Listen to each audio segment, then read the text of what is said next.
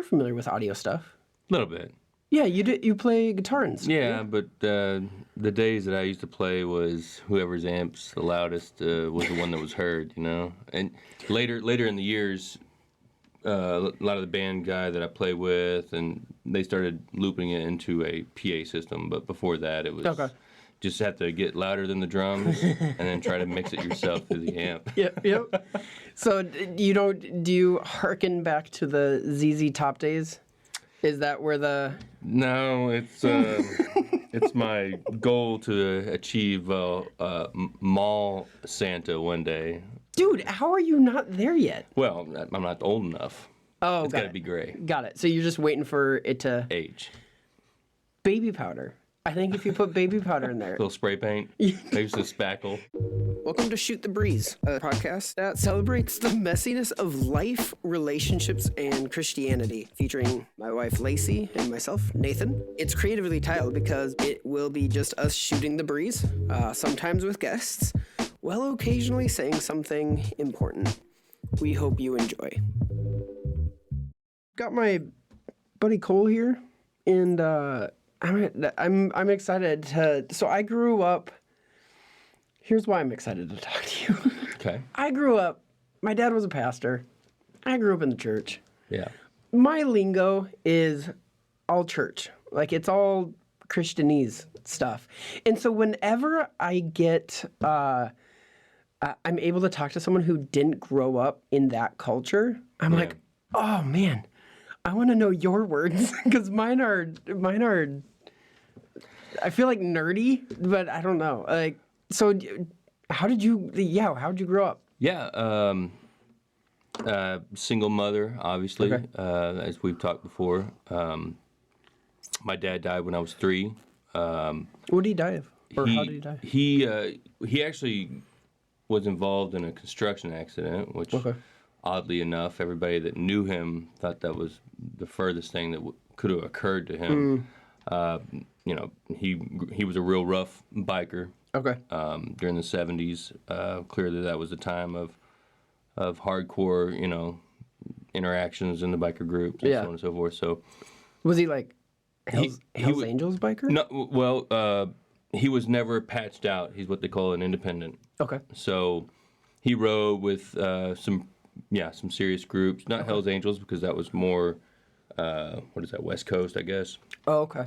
But he was in Texas and in Missouri. He's originally from Missouri. My dad's side of the family is. So there were some pretty hard groups up there, like the Galloping Gooses, and of course the Banditos down here, and there's some other various groups that he was affiliated with, and so he was the real deal. Pretty intense man, and pretty scary, honestly.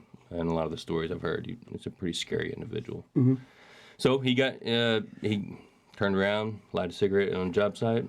Concrete wall fell on him, paralyzed him for 3 years.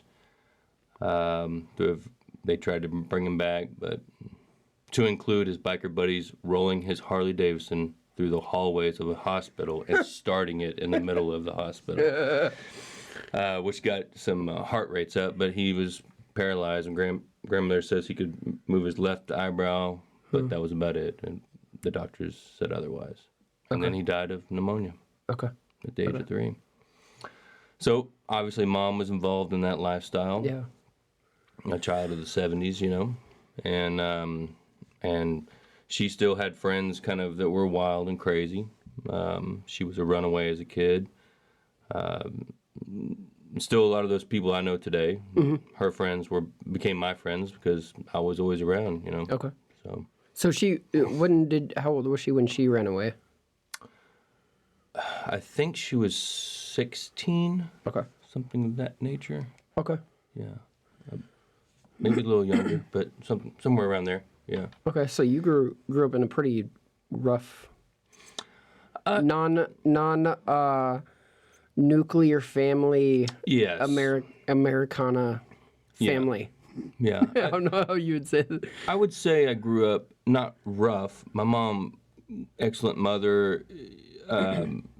She did everything that she thought was right. She never pawned me off. Nothing of that nature. I mean, I was always there. Yeah. The life I live now, there's some times I probably shouldn't have been involved in things. Yeah. But I think that she did. I think she did the best she could. She knew. And she definitely loved me. Yeah. So Yeah. I was 100% blessed by that. Okay. Yeah. So what would you say is probably some of the biggest, you're part of our men's group. Yeah. You attend Cultivate Church. What would you say is some of the strangest or from what we would consider, those of us in the church? Yeah. Some of the crazy, like, strangest things that you're like, no, this is normal. This is what... Yeah, well, I mean, like we've talked many times, I think I had a heavy influence of over-sexualization of everything. Okay. It's funny, me and Jim have even talked about that. If you even sit down and listen, to some old rock and roll, it seems like you'd be hard-pressed to find a song that doesn't include some sort of sex, drugs, and rock and roll. Oh, yeah. Yeah. To include mostly sex, little songs like Down on Main Street, Bob Seger, I love that song, but to dive into the lyrics, you're like, wow, that's pretty rough. Yeah. What's funny is back then, like, your classic rock and all that stuff, it's all metaphorical, I feel like, or a lot of it was metaphorical. Yeah. And then nowadays it's just like, oh, nope, I know exactly what they're talking about because they just said it. Yeah. I feel like there was some kind of like... There was some poetry to it. There's some... Yeah. Exactly. Nowadays, it's just to the point. Yeah, exactly. So, yeah, I think that was... if I was to describe the difference between how I grew up and what I would perceive a person in the church growing up would be, is that the over-sexualization of things became an issue in my life, or I should say, were brought to my attention as a real life concern. Honestly, just here recently, within the past year. What would you, what was your life like? I mean, that's kind of, I think what I'm, because you and I have talked, but I think to bring some clarity for our further conversation, like, what were some of the normal things that were around you that you witnessed or that you were like you said, this is... Well, I think so for instance, like growing up, it was always my mom and her friends, which are my friends as well. Right. Just a generation, one generation apart. But, they were, like I said, I think they were youth of the 70s, and they, I think, indulged and had a good time when they got together, and up until their 40s and 50s, some of them, even now, today, in their 60s. I mean, us kids got together. We'd go to the lake a lot. Okay. None of us had a lot of money, so vacations were camping. Yeah. Did you grow up here? In Texas, or where? Yeah, in Texas. Okay. Yeah. Hill country area? Mm-hmm. Okay. Yeah, out in this area. Okay. A little bit when I was born in Fort Stockton. Grew up for 4 or 5 years in Houston when I was young. Okay. And then, in the central Texas area. Okay. So the hill country. Yeah. But, I mean, I think I was no stranger to drugs and alcohol. It wasn't presented to me. Yeah. My mom tried to shield me from that. Yeah. She wasn't involved in all that alcohol. But no drugs. Okay. And how old was she when she had me? Yeah. 24. Oh, okay. So it wasn't like she ran away, boom. No. There's Cole. No. Okay. No. So, she did a real good job of shielding me from it, but she was honest with me, and again, I think looking back now, I think honesty is important. I also think context is important and how you deliver that stuff. Right. I think that I was just in it. Yeah. And so, I had lots of experience growing up of what not to do. Yeah.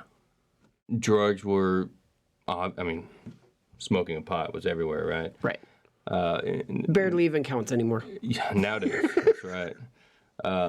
But, cocaine, lots of pills, stuff of that nature. And like I said, my mom was never into that stuff, but it was always around me. It was always some of her friends and people that I knew and grown up around.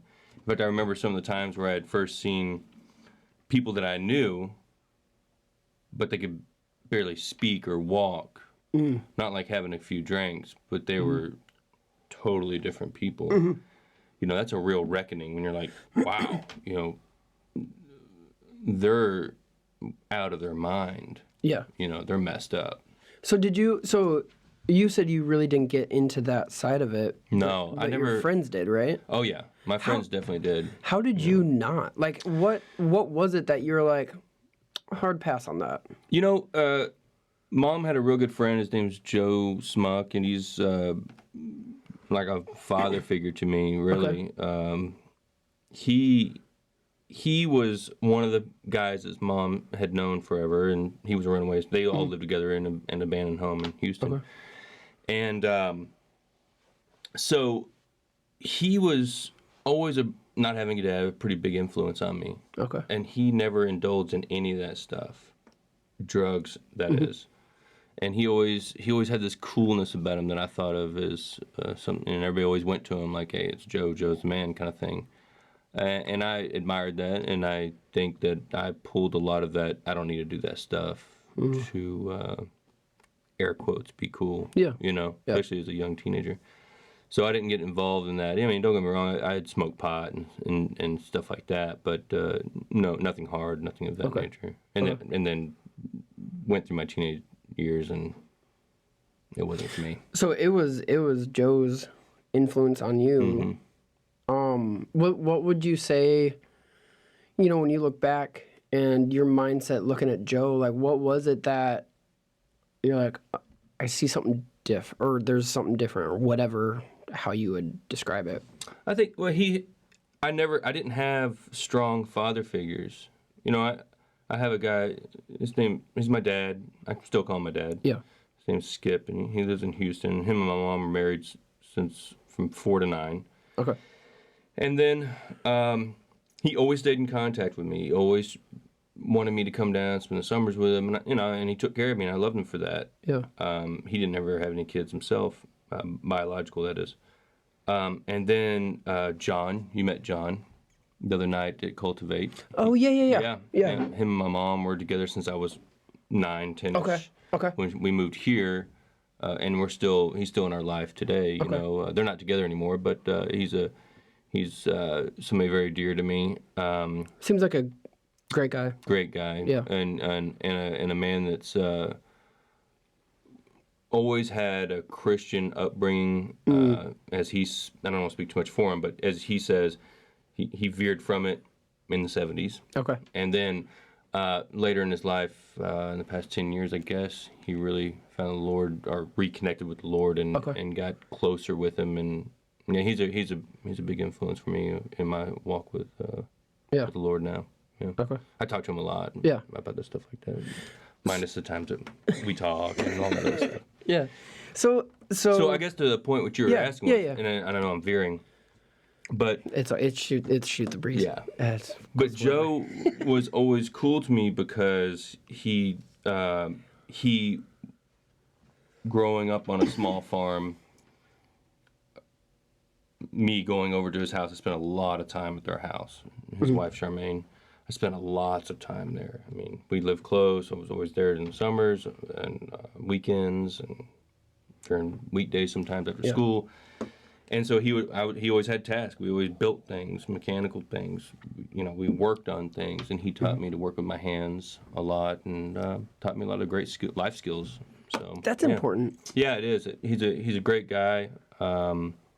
Him also not having any biological kids himself. Okay. So he shies from that. Like he calls me his friend, but it's a little more important than that. Yeah, I was like, it sounds like even more along the lines of like an adoptive kind of a dad. Yeah, I mean, he took me under his wing. Yeah. And even though some of the things, when I was growing up, I remember my mom and my grandmother both saying things of the nature like, oh, you're doing stuff like Joe, and kind of cringing. Oh, no.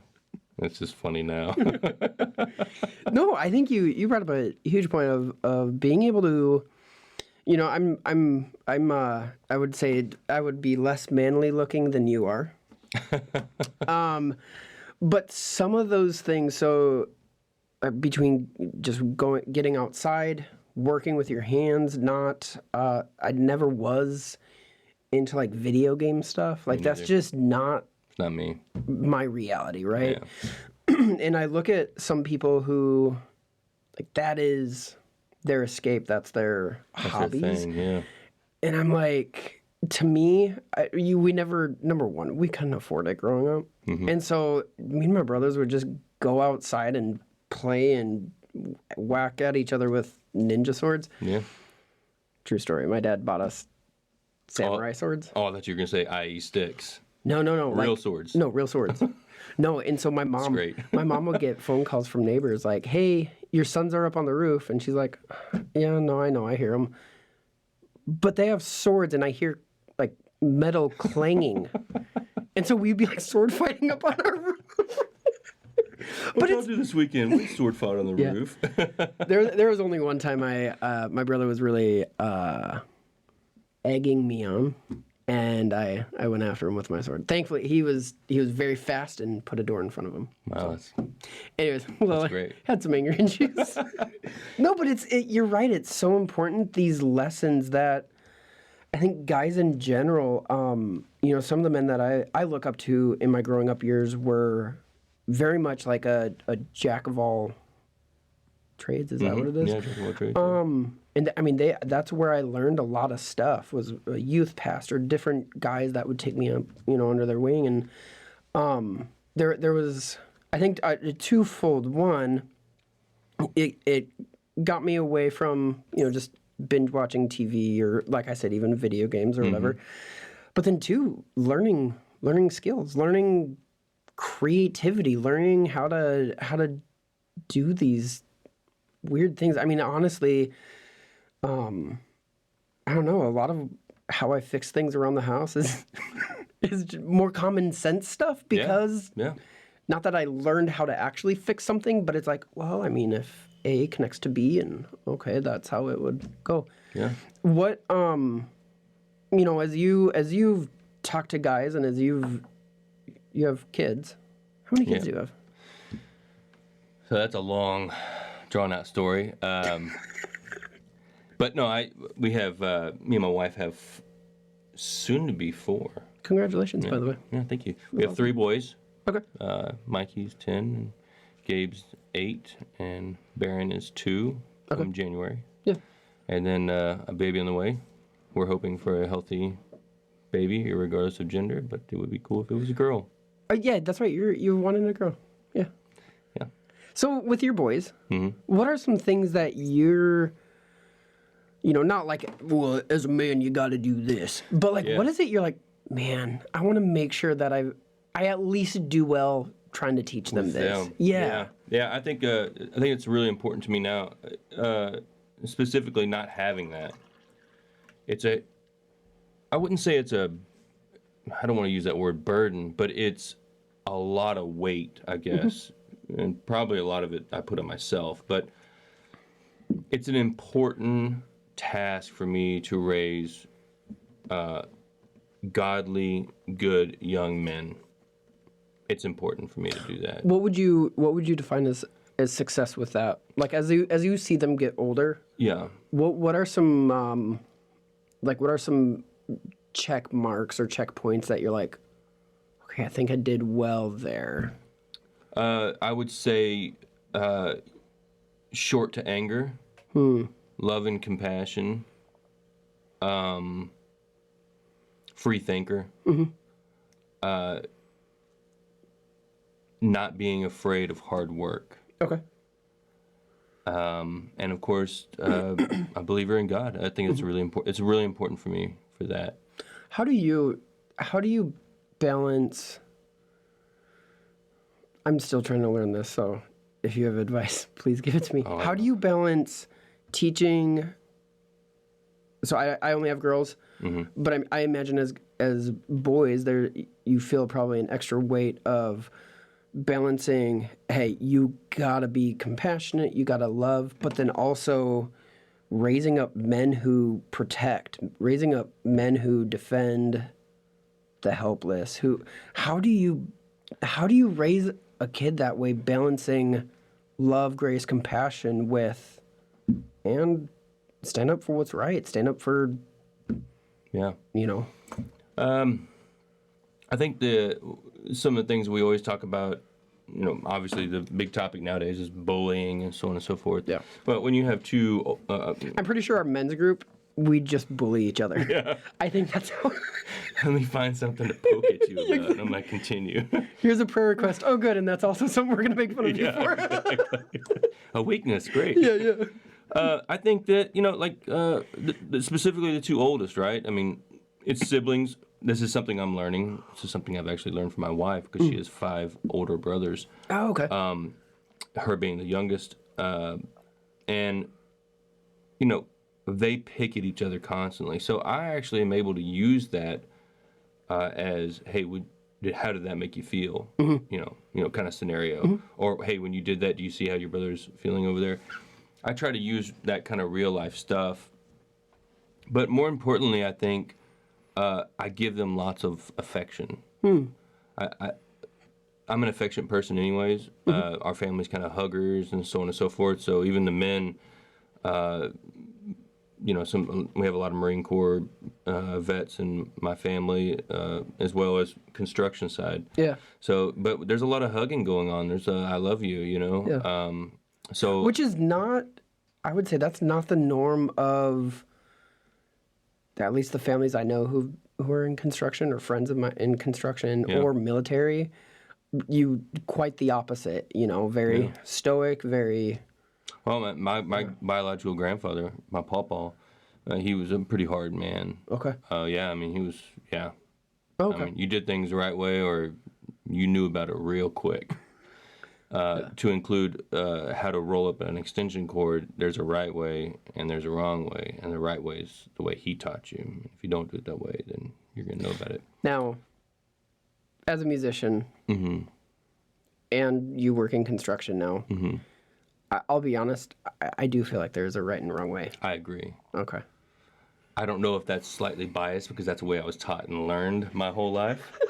No, But it's like regardless, it's my way and it's the right way. you like when I see people wind up chords and they're all like, yeah, it's irritating. I'm like, no, you roll the natural bend of the chord. You allow it to flow. Yeah. And you know this with audio equipment. You roll it with the Electrical wire. Everything has a natural curl, to it. So when I see people just like reaming it around their elbow, and I'm like, oh, and that's where the short's gonna go. Well, and specifically if you're in a band, that's where you get tripped on stage. Yeah. And that chord is doing this number. Oh my goodness. Yeah. No, it's driving me crazy. But yeah. no, Sorry. The boys, lots of affection. I have sometimes an ability to have short temper. Okay. So I really tried to get that in check because I see some of my family upbringing of short temper, which is not good. It's just not. And so I try to keep that in check. My wife is wonderful. She's soft-spoken and very mellow, and so she kind of obviously my yin and my yang, And she's able to usually get me, hey, just a look, and then I'm like, all right, I need to chill out a little bit. But to teach them not to be that way. What do you do? What do you do? What do you do when you're amped out? What usually, do you do? I have a pretty aggressive voice. I've been told by multiple people, so it's me saying something, but extremely aggressive. No. What do you do? What do you do to, like, when you see Hannah, your wife? I usually walk away. You gotta okay. Yeah, when she's like, "Hey, I got this" or something of that nature, I'm like, that's when I have to, shut down. Okay. And like, do you go off to decompress? Kind of. Yeah. What do you do to help you? Nothing. I usually just chill out for a second and then I go back in. Okay. Yeah, that's always not good, you know, and that's why it's one thing I want the boys to have is short temper. Cooler heads always prevail. Thank you so much for listening to our podcast. This is one of the many resources we make available for free at our website, cultivaterelationships.com. Our resources have helped people grow in their relationship with God and others. We've seen people set free from uncontrollable anger and paralyzing fear. We've witnessed estranged family members be reunited after working through our Freedom Booklet. We've helped people build healthy relationship and coping habits through our coaching videos. And all of these resources are made available for free because of the generous support of people like you. If you would like to become a partner, please visit cultivaterelationships.com/support. Now, I hope you enjoy the rest of this episode. How do you balance, because I agree with that, like, but also you see, I'm going to completely stereotype, okay? Yeah. Grown boys today, and I feel like there is also not an anchor that grounds them. And so, like, honestly, just seeing, even in the college ministry where we worked at like a decade ago, you see these guys growing up and they're just like, oh, whatever, you know, like having zero spine or anchor. No, yeah. So how are you, as you're raising your boys, raising them with, hey, that love, compassion, not quick to anger, but also instilling within them there is a standard that you have to not live by. Like, I don't want to say behavior or perform, but that's not what I'm getting at. But it's recognizing, hey, there is right and wrong. And when you see wrong done, you don't go over and just give it a hug and it'll be fine. Like, do you understand what I'm saying? I think because honestly, Cole, when I met you, you come off, we hugged. Yeah. You come off as a guy, and one of the things that I respect about you is a guy who is emotional, who is a, I don't mean that negatively, I mean like, hey, you can feel, you can hug, you can be affectionate. And also you come off as a guy who's like, hey, I don't want to do anything wrong around him. Like, you know what I mean? Like, I don't want to be, I don't want to. Not I don't know if that's a compliment or no, something I need to work on. No, it's one of those, like, because I think that is, as I look at, honestly, either both the church and then outside the church, that's, me personally, what I see is lacking is a guy who's compassionate, affectionate, and kind of one of those, like, reach around, bop you on the back of the head, like, we don't do that. That's inappropriate. No, that's wrong. Like, do you see what I'm saying? Yeah. I think willing to correct maybe is not that you're angry or abusive, but it's the, hey, there is a standard. And no, absolutely. I mean, like I said, growing up, I had my mom and I had some other influences, but a significant influence in my life was also my grandmother. You know, I mean, she was, and my mom and my grandmother,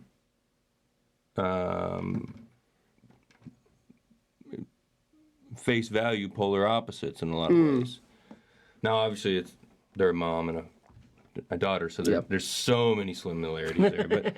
But the truth is, my grandmother's a very strong woman. Okay. Grew up really hard. Okay. Has the whole story when when you would walk to school uphill both ways, barefoot in the snow. She literally lived that life. Yeah. She has a story of when she got her first pair of shoes. I'm maybe getting this wrong, but I think it was like in 6th grade or something of that nature.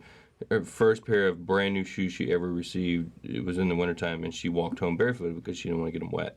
Oh, wow. Yeah, I mean, she grew up pretty hard, you know. Yeah.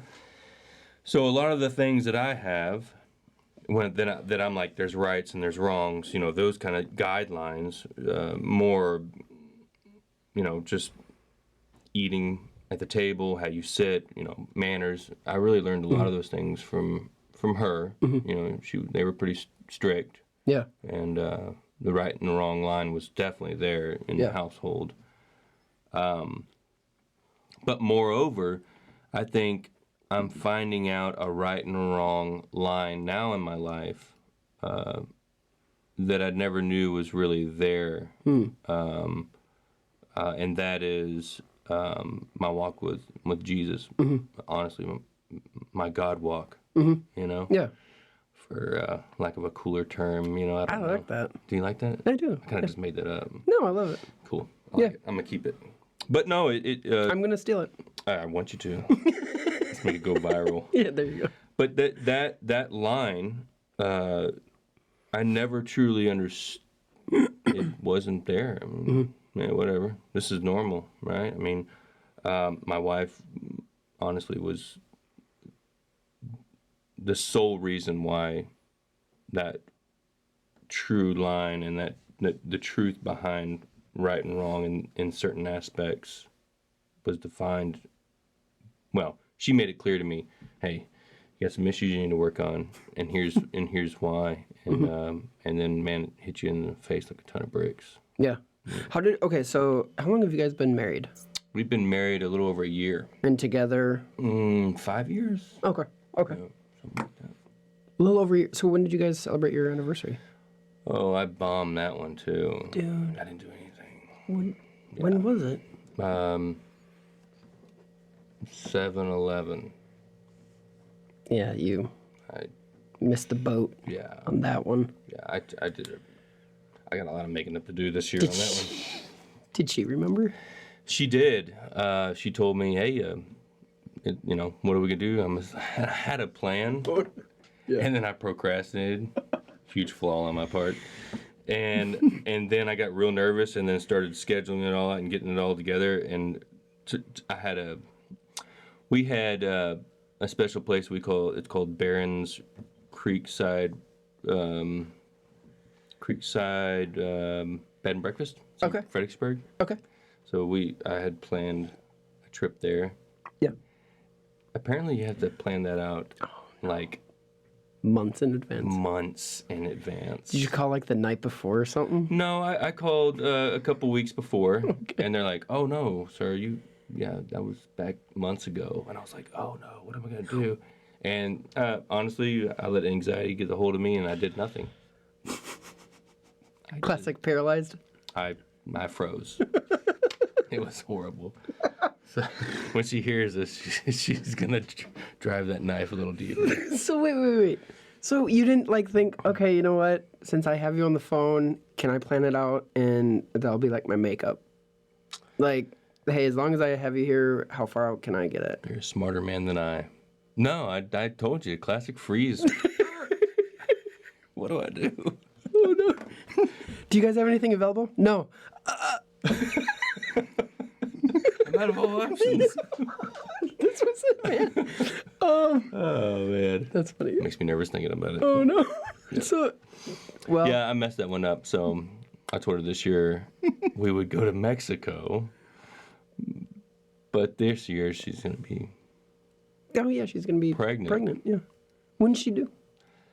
Well, we just found out. So it would be September, October-ish. Okay. September, okay. I think. September. Yeah. Oh, so she's gonna be like a couple months out from. Yeah.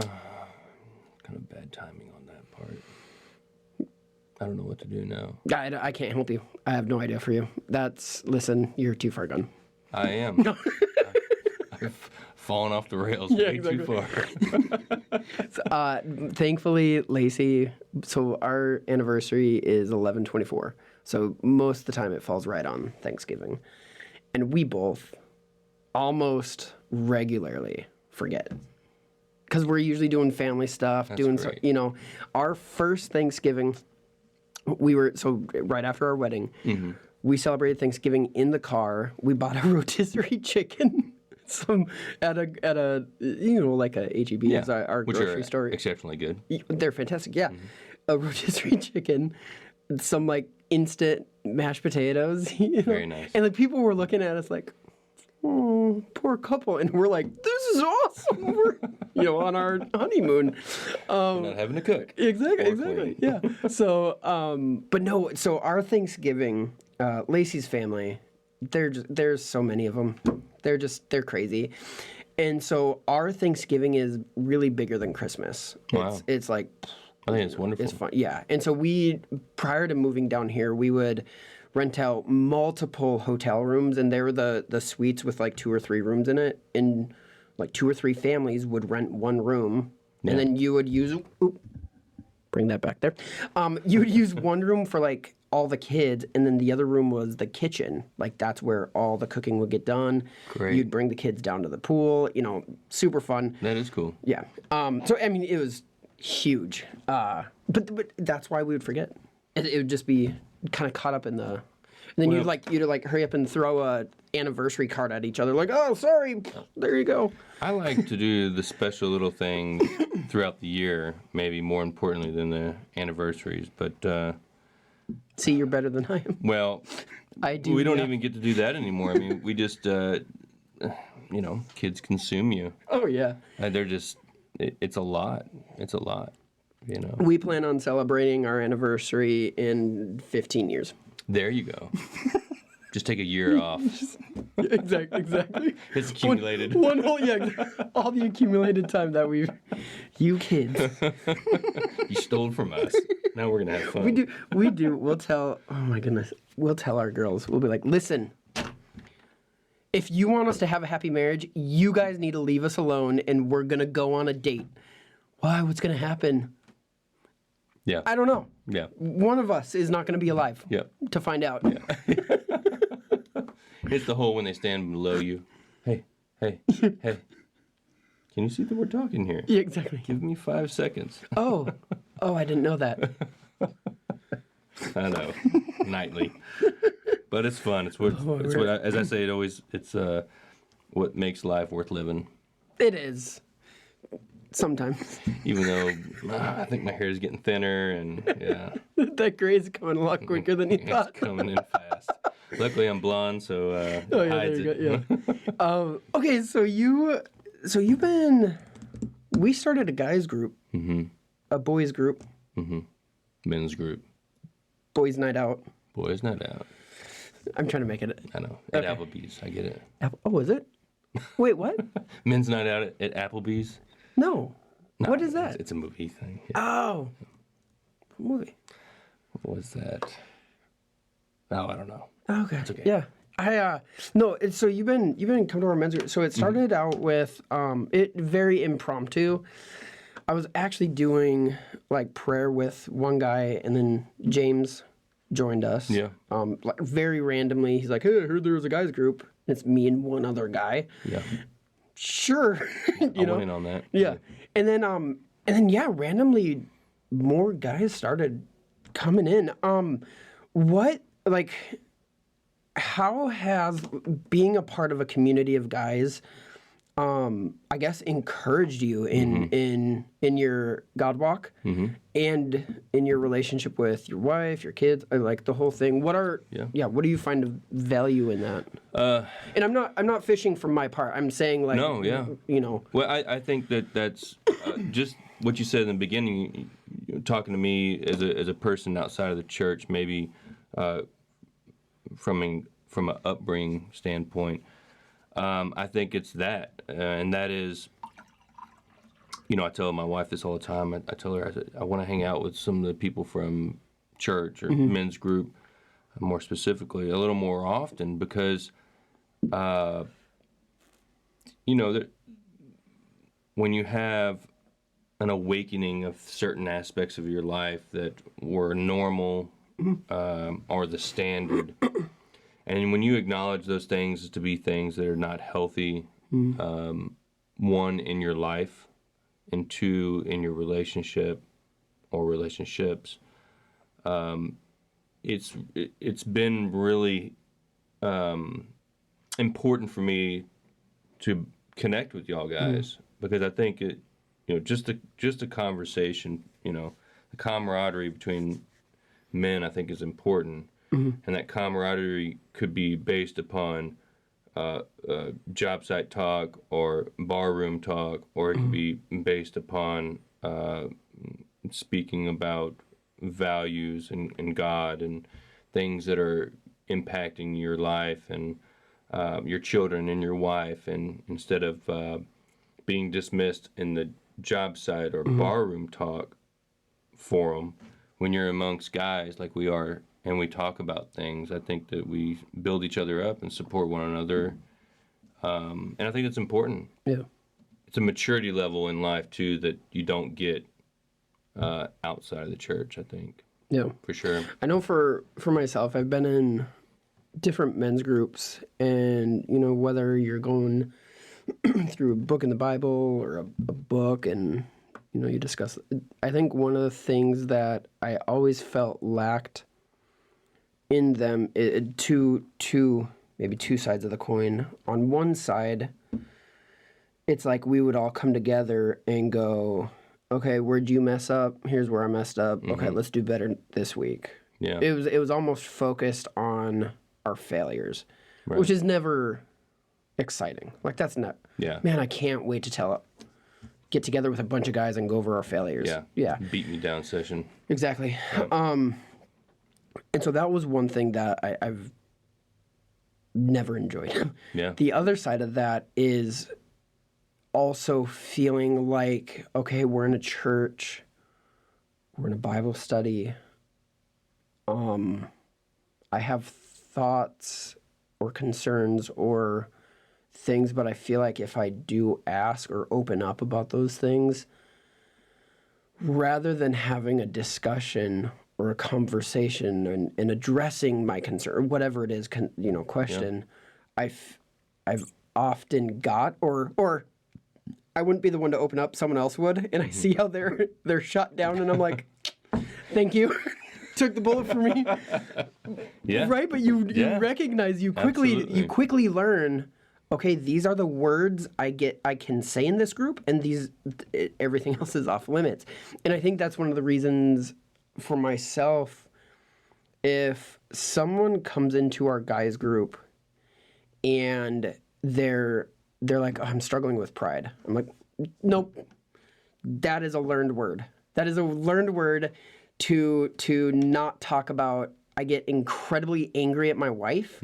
I am looking at pornography.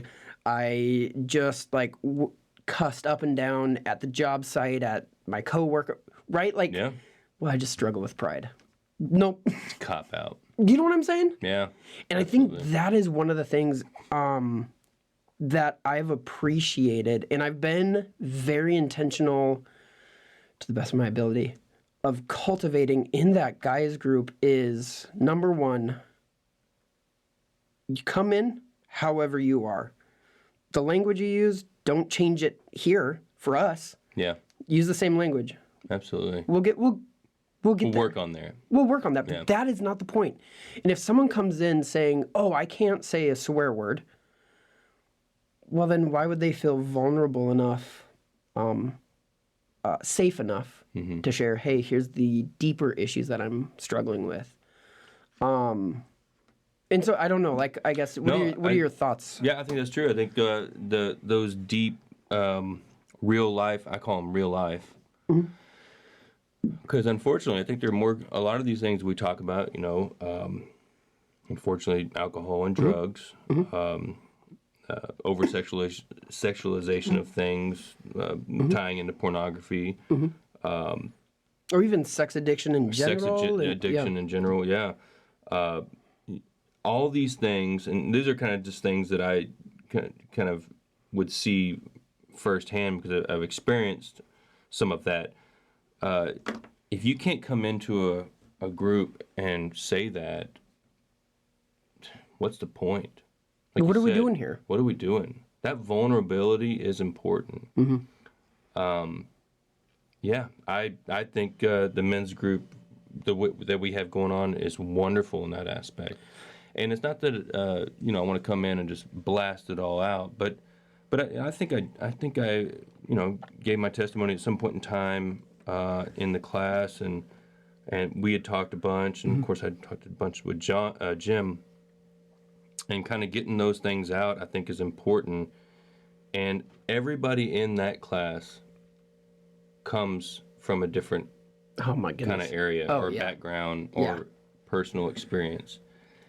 And I think it's important, like we talked so many times, is we are children, sons of God, and we're vastly different.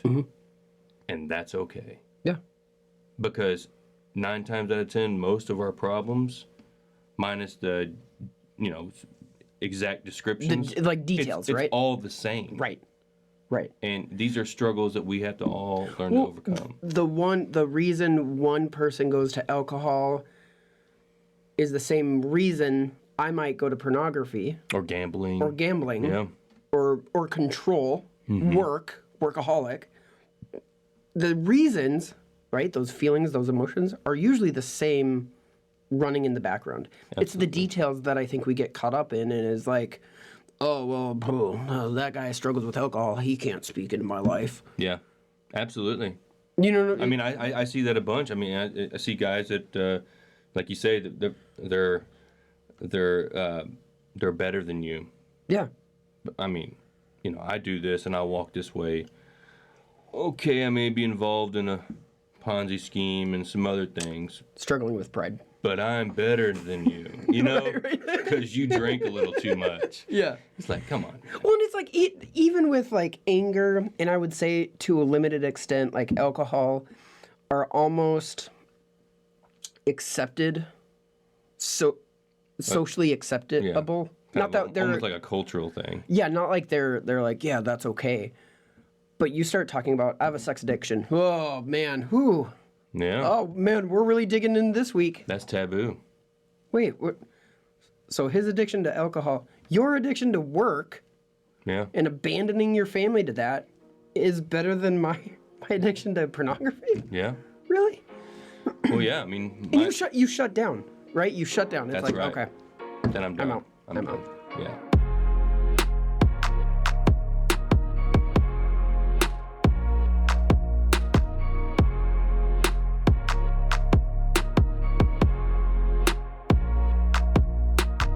If Cole started a guys group,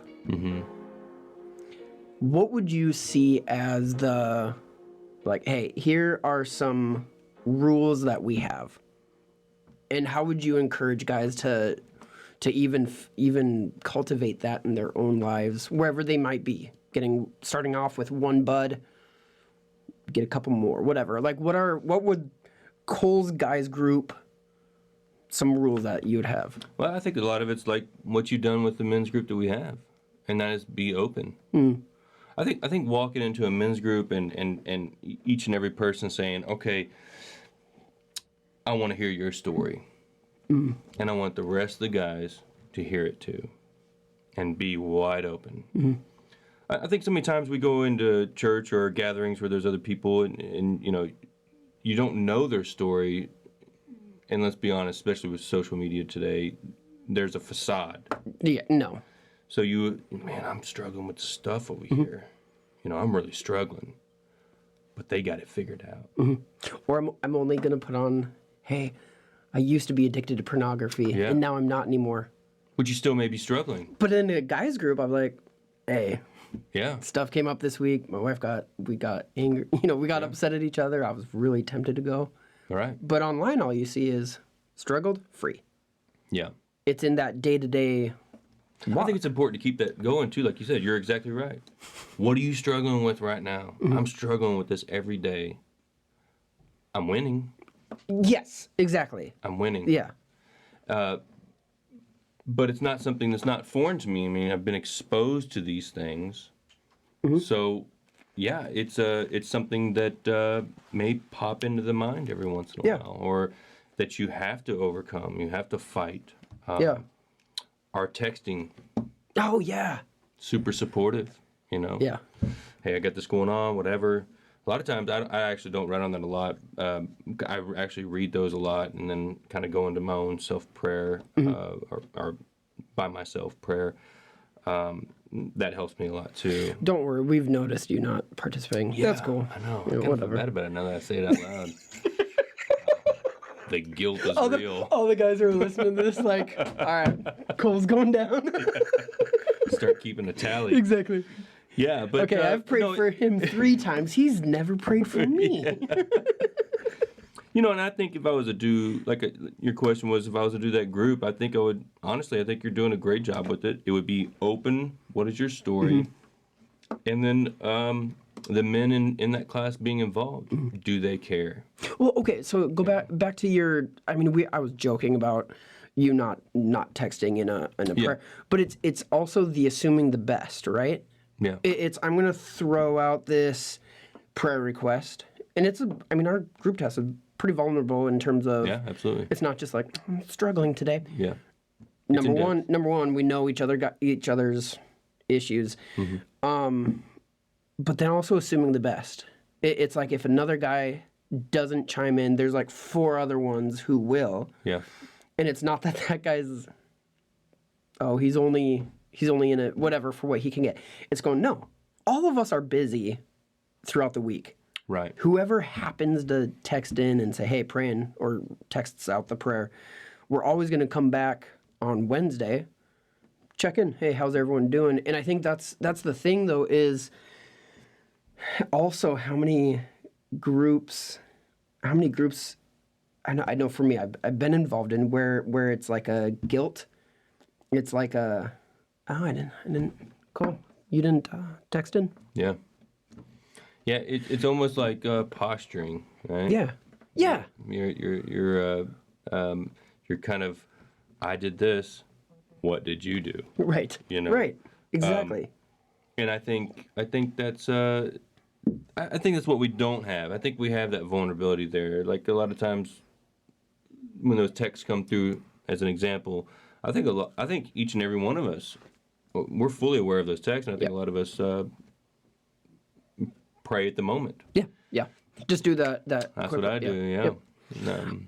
No, I remember one of the guys texted in, like, boom, right away. 2-3 other guys went in, prayed for him, and it was unfortunately something where those times where you only have like a second to look and you see your phone go off, and then and it was one of those, and I was like, man, I usually I'm like one of the ones that text in a prayer. You do, yeah. And I got to thinking, I'm like, right, the pressure, like, oh no, I'm the leader. If I'm not texting in, how's that going to look? And eventually when I got to it, I think that's what I appreciated the most is, yes, I'm whatever. I'm the leader. Jim's the leader. Joe's been stepping up, I think, but it's not that. It's, man, there's so many guys in that group. Oh, yeah. It's almost like, okay. Well, it's a small family, essentially. Yeah. Yeah. You're supposed to take care of one another. That's what we're there for. We're not being vulnerable, throwing things out there, and then, all right, we're done. Yeah. We're not getting things just off our chest. If we want to do that, we can speak into the mirror. Yeah. We're looking for support. We're looking Go to your cry closet. Yeah, exactly. So, yeah, I think it's good. I think that I wouldn't really change too many more things. I really like what we have going there. Well, and one of the other things is, okay, so yes, you have a few guys who are the leaders. They're the ones. All right, if you need bumpers for bowling, they're the ones that are going to kind of put in the bumpers. But what I genuinely love is the openness. It's not a free-for-all as in everyone's giving advice, but it's also how would you word it? An intentional, like, our guys, I feel like there's an intentionality of we open it up for Cole. You seem to be succeeding in this X area, whatever it is. How did you do it? And it's not a. It's one of the things I like. Like I said, I appreciate about it is similar with the texting. It's not like, all right, let's look to Nate for the answer. Yeah, right. No, I'll always have an answer. Of course. And it's always the right one. Well, that goes without saying. If I have an answer, Cole, it's going to be right. Yeah, of course. You repeated yourself. No, there's been a few times where I think we all do this, where when someone asks a question, you immediately. Yeah. Here's what I would say. There's been a number of times where my brain will do that because I think through my own life and, okay, what's worked or whatever. Mm-hmm. And there's been a number of times you've said it or someone else has spoken up, and I'm like, anything I say is going to either be less than or just a repeat of that. Right. You know what I mean? And I think that's what I've appreciated is all the guys in there know where we're heading. Right. Right? It's our God walk. We're walking after him. Yeah. So the answers we give are not going to be the pithy, just go pray about it. Yeah. We might answer that, but it's going to, in the context, we know exactly what we're saying, right? Or it's not going to be, oh my goodness.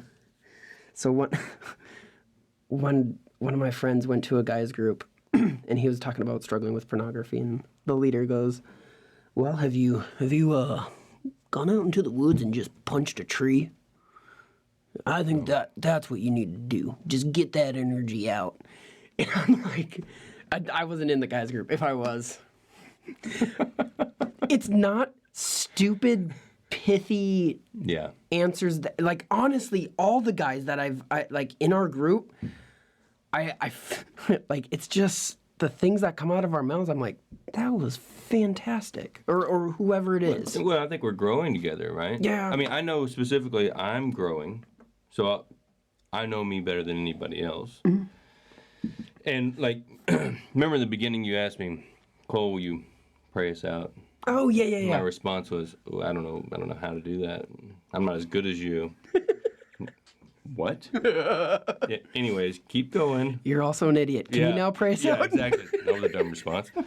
But and I was like, you say stupid things, you get stupid. Yeah. I was like, all right, well, here I go. Yeah. And I think now, even with that being said, my personal prayers and I'm not even going to say good, like sounding good. What's a good prayer? Well, that's what I'm saying. What's a good prayer? I think there's a stigma. I think there's a stigma that people are, you hear a guy go out there and give a great prayer, and you're like, wow, that was really good. That was profound. I think what's really important, what's profound, is when it's genuine. Yes. It's not rehearsed. So I guess my point is, the more I've been praying, or openly in class, or our men's group, or more praying to myself, my prayers are good. That's awesome. What's a good one is, I use this a lot, and I know you probably heard me say it like 10 times. What? But I like that word good now. It's like my go-to word. Because it reminds me of like Genesis. Yeah. God made earth, and it was good. Yeah. No, well, actually, I think it broke down more like night and day. Yeah.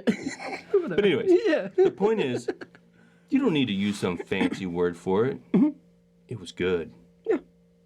And so I think like my prayers, because of the men's class and because of my God walk, those prayers are becoming good. Yeah. They are. They're heartfelt. They're genuine. They're to a point. They have purpose, and they're Him speaking through me. Yeah.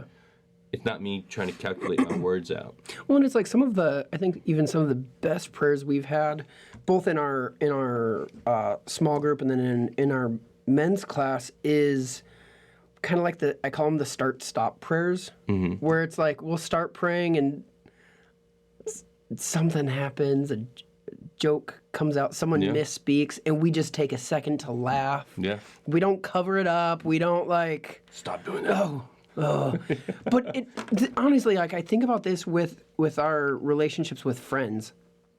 Someone says something stupid, you're gonna laugh at it. You're gonna, unless you take yourself too seriously, but you're gonna laugh. You're gonna pause the conversation. They open the door. To be like, that was fantastic. Yeah.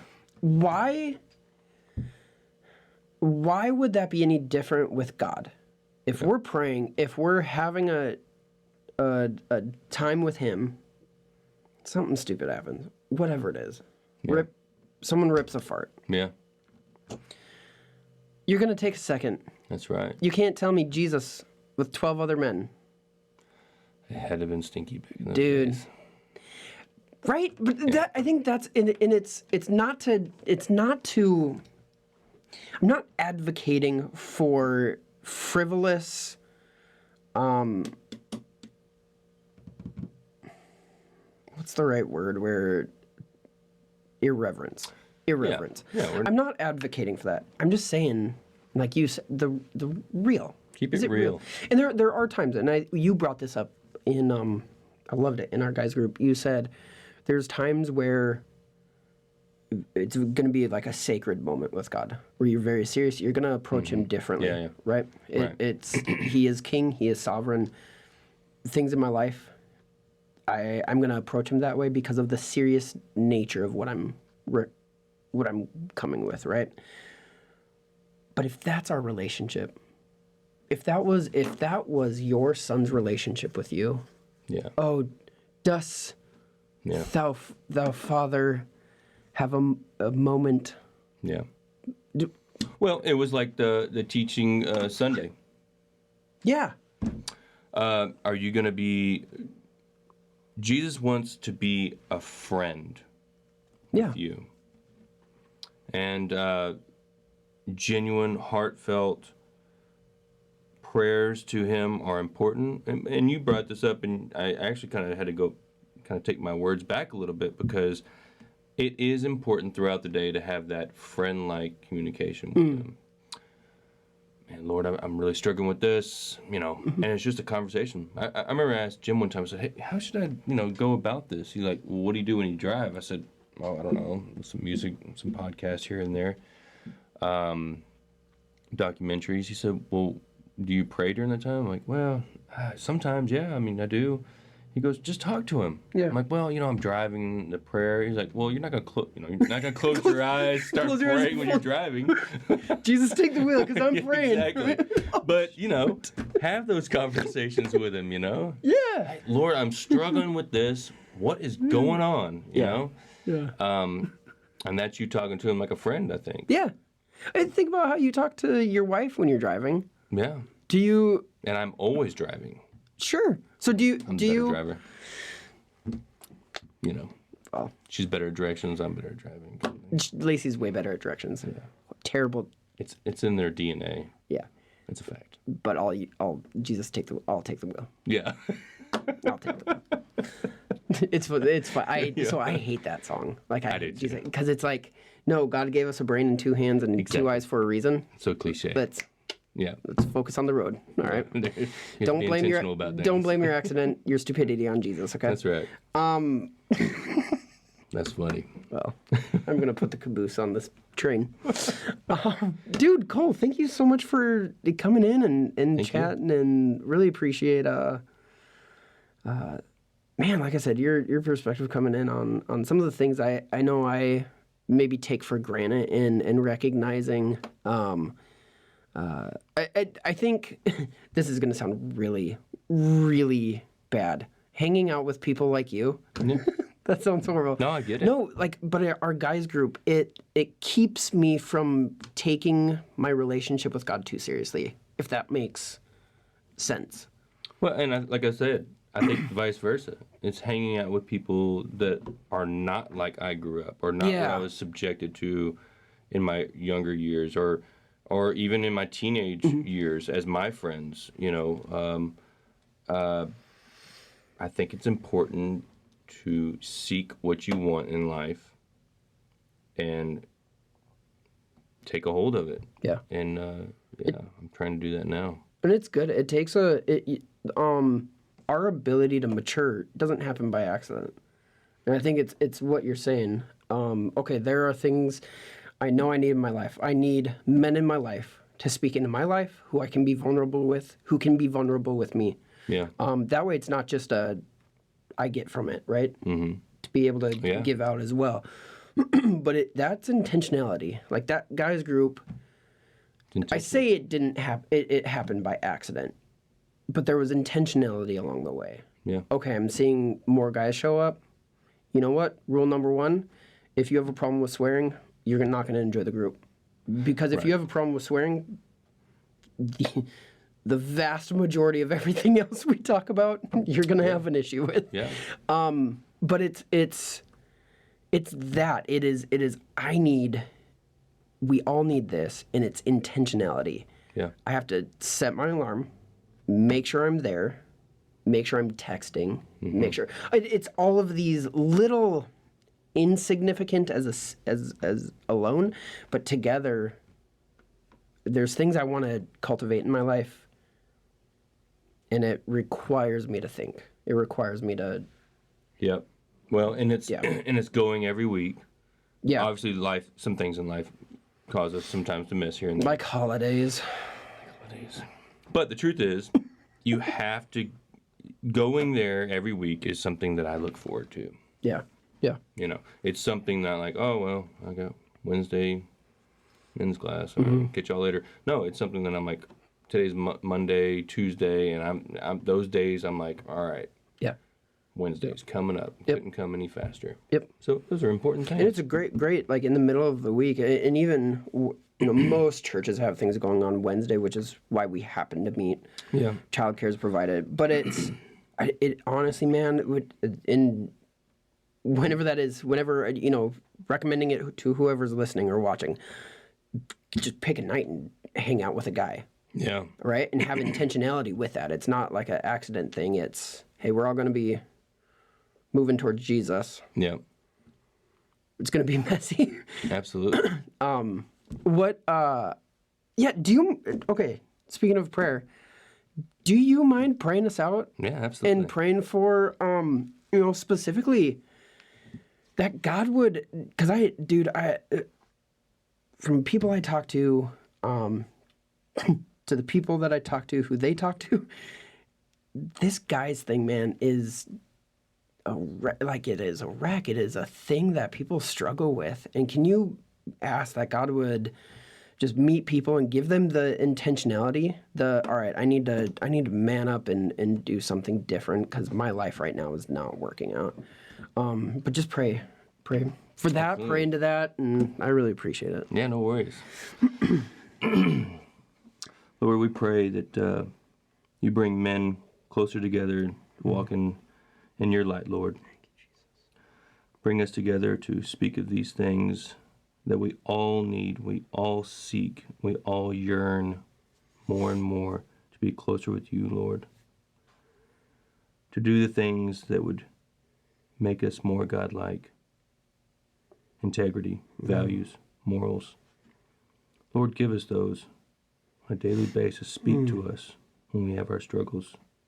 And bring men closer together, Lord, so we can assist and help each other in this real life struggle that we live. Lord, we love you. We pray. Amen. Amen. Awesome. Thank you so much. Really appreciate it. Thanks for coming. This is great. This is fun. This is great. Yeah. Thank you. I know should do it again. We should do it again. No, there's it was funny. I didn't even get to half of what I was thinking of. Well, there you go. Yeah.